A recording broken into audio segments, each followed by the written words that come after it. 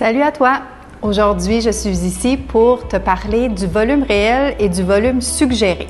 On va essayer de voir c'est quoi la différence entre ces deux concepts. Le volume suggéré, c'est un dessin ou une peinture dans lequel je simule la troisième dimension. Je simule une profondeur. Alors, il y a différentes techniques pour faire ça et on va voir ça dans quelques instants. Si je veux dessiner cette pomme, je dois utiliser des valeurs de teinte pour qu'on puisse voir les parties plus claires, plus foncées et voir que c'est une sphère.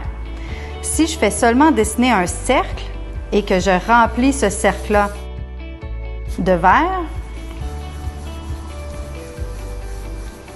mon imagination peut croire que c'est une pomme, mais le dessin ne dit pas tout. Je dois vraiment utiliser les autres techniques. On peut commencer par dessiner plus clair.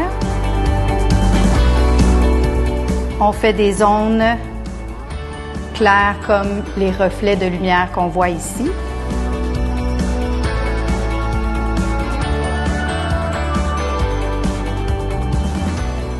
On ajoute la couleur du clair au foncé.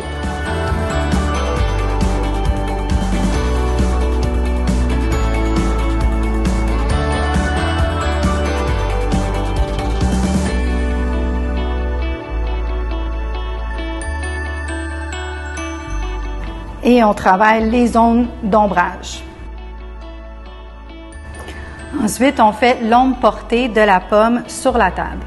Alors moi, on voit que l'ombre va vers moi, donc je vais dessiner l'ombre vers moi.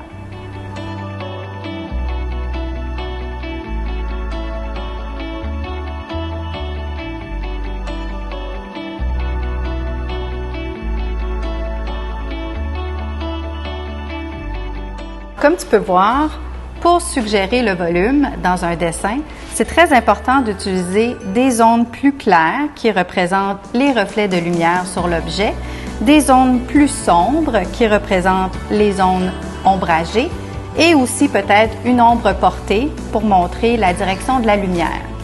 Si on ne le fait pas, ça fait un cercle vert tout simplement et ça prend de l'imagination pour comprendre que c'est une pomme. Le volume réel, c'est un objet qu'on peut tenir dans sa main, comme un objet de la nature, mais aussi une sculpture. Différents types de sculptures existent, comme ici le bas-relief, donc petite épaisseur, mais ça se mesure en largeur, en hauteur et en profondeur. Nous avons aussi le haut-relief, qui est encore sur un support, mais qui est plus surélevé, et la ronde bosse, une sculpture qu'on peut voir dans tous ses sens.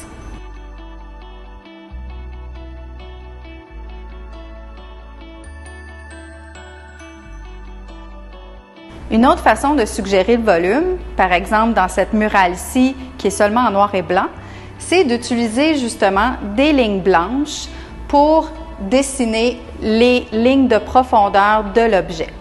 On peut aussi utiliser des lignes noires qui vont montrer l'épaisseur du mur qui est cassé ici. C'est la technique qu'on retrouve dans les graffitis pour suggérer les lettres en 3D.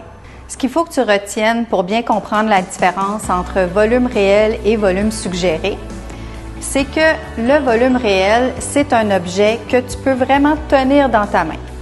C'est ce qu'on retrouve dans les sculptures. Le volume suggéré, c'est un dessin ou une peinture qui utilise différentes techniques pour te faire croire qu'il y a une profondeur dans l'image. C'est vraiment important pour ajouter du réalisme dans tes dessins. Alors voilà, on vient de voir plein de techniques pour suggérer le volume. Trouve-toi des objets et expérimente-les.